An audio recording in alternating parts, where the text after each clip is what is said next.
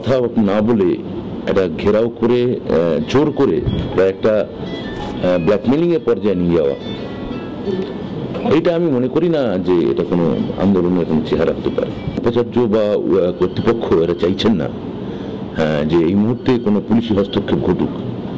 আমরা বিষয়টা অবজারভেশনে রেখেছি এবং আমরা বলছি যে ছাত্রদের কাছে রাজ্যে র্যাগিং বন্ধ করতে আমরা বদ্ধপরিকর।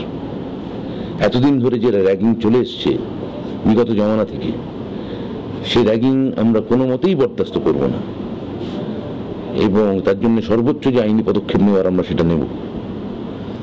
ফলে আমরা ছাত্রদের অনুরোধ করছি, আপনারা কর্তৃপক্ষের সঙ্গে আলোচনায় বসুন, আলাপে বসুন। কোনো পছন্দ কথা না হলে সেটা নিয়ে আপনারা কাউন্সিলকে জানান, উচ্চশিক্ষা সংসদকে জানান। কিন্তু এই ঘেরাওয়ের যে রাজনীতি, যেখানে মানুষ অসুস্থ হয়ে পড়েন, যেখানে মানুষ বারবার বলা সত্ত্বেও শারীরিকভাবে দুর্বল হয়ে পড়েন, এই ব্ল্যাকমেইলিং এর রাজনীতি করা ঠিক না।